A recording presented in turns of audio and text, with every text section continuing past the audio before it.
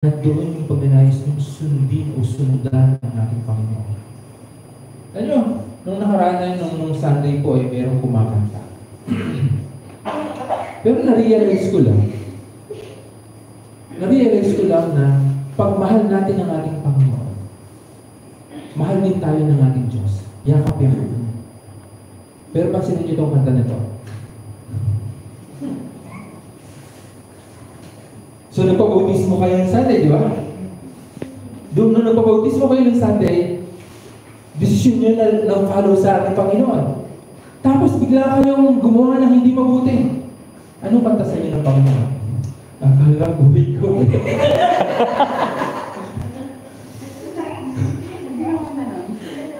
Tingnan mo nagdesisyon kang i-follow ang Diyos, nagdesisyon ka na gagawa ka ng mabuti, ina-expect ng Panginoon na sa Kanya ka na. Pero may ginawa ka na namang hindi masama. May ginawa ka na namang masama. Ano kanta sa inyo ng Lord?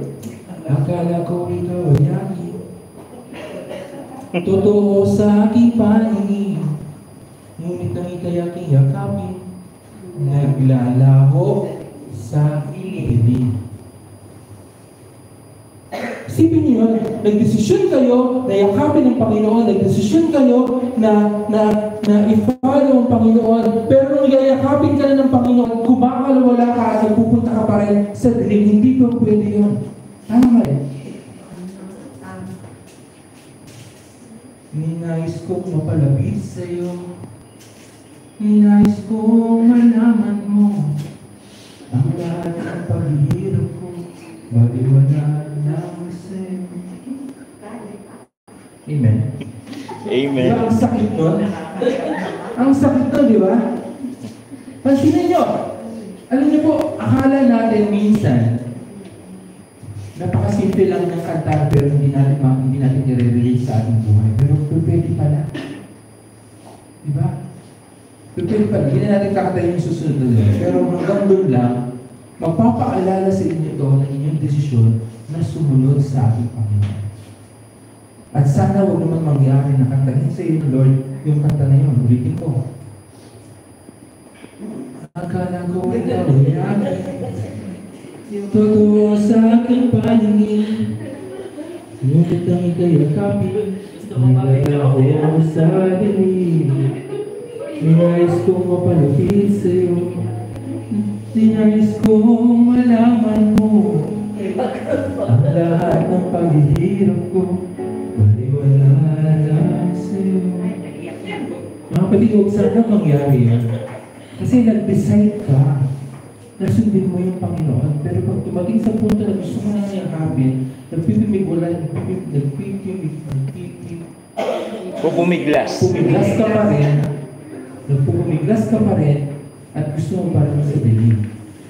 Nung nagdesisyon kayo na sundin ang Panginoon, na sundan ang ating Panginoon, at nahugasan kayo, yun na yung simula ng desisyon nyo, na bigay sa Kanya yung perfect love na pinag-uusapan natin. Buong puso, buong kaluluwa, buong pag-iisip. Kung meron kang iisipin na hindi masama, isipin mo muna, masasaktan ko ba ang Diyos sa gagawin ko? Kung ikaw ay may gagawin hindi maganda, check mo muna yung puso mo, ito ba yung kagustuhan ng Panginoon para gawin ko?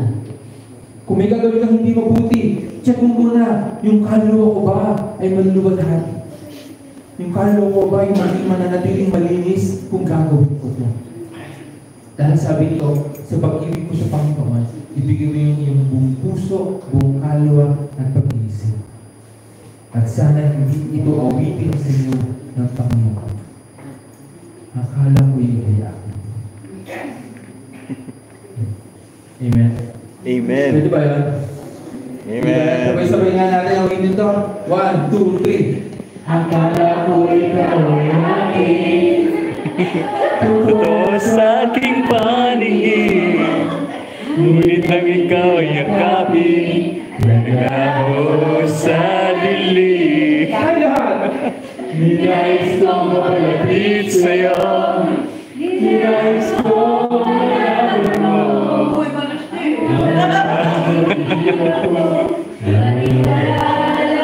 sa'yo. Amen. Dito,